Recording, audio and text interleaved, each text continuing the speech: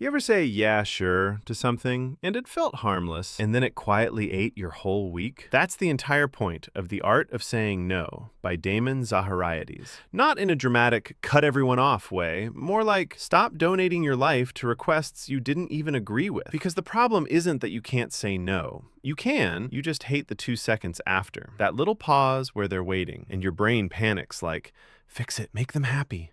Don't be weird. So you start talking, you start explaining, you start softening it, and you accidentally turn a simple boundary into a customer support ticket. And here's the part that's kind of funny in a sad way.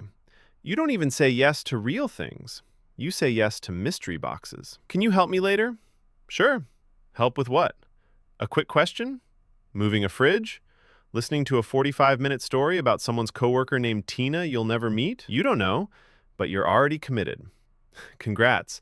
You pre-ordered stress. Stop negotiating against yourself. So if you want the fast fix, it starts with this. Stop negotiating against yourself. The reason your no collapses is usually one habit: over-explaining. You say, I can't because, and then you build a whole case like you're on trial for having limits. The moment you do that, you're basically telling the other person, if you can solve my reason, I'll say yes. And a lot of people will try. Not because they're evil, because you left the door open. You say, I'm busy. They say, it'll be quick. You say, I'm tired. They say, you can rest after. Now you're defending your right to exist. So here's the cleaner version. Make your no sound final. I can't. I'm not available. No, I can't do that. Then stop. Let it sit there. Let it be a little awkward. That awkwardness is literally the price of freedom. And it's cheaper than giving up your Saturday. The soft no trap. Now the next trap is sneakier because it sounds polite. The soft no. Maybe. I'll see. Not right now. Let me get back to you. Be honest. How many times did that end with peace? It doesn't. It turns into follow-ups, guilt, dodging, more follow-ups, and now you're stressed twice. First, because you don't want to do it, and second, because you've become your own avoidance project. If it's a no, don't wrap it in maybe language. That's not kindness. That's just delaying the same discomfort and adding interest. And once you start being clear, you're going to notice something interesting. People split into 2 groups. Some people adjust immediately. Okay, no problem. Normal behavior. Keep them. Other people react like you just insulted their family name. They push, they guilt you, they act confused.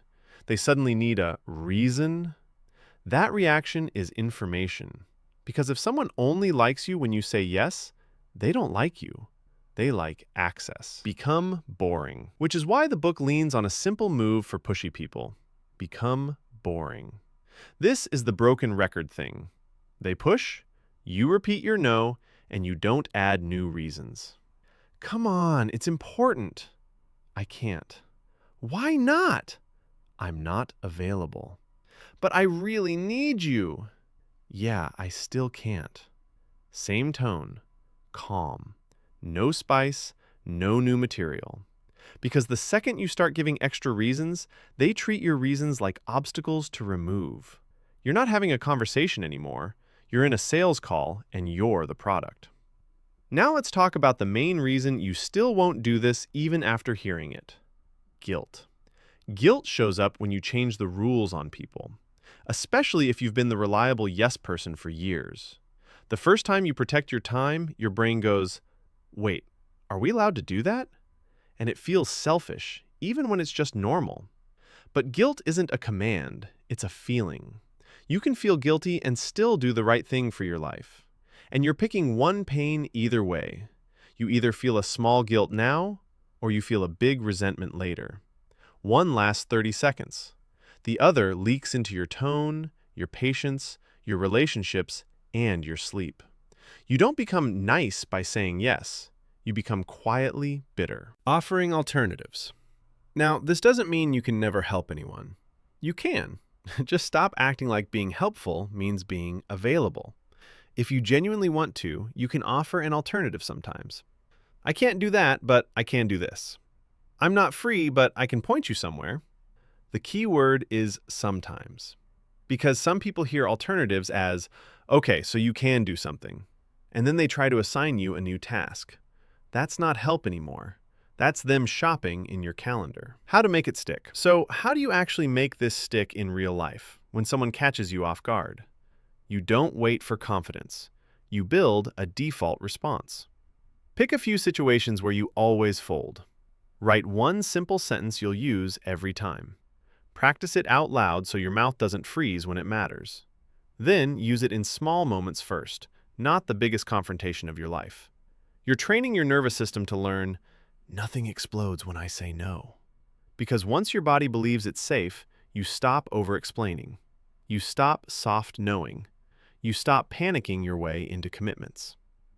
That's the whole thing. Clear no, calm tone. Subscribe if you want more videos like this. And next time you're about to say, sure, out of panic, pause for 2 seconds, because that pause is where you get your life back.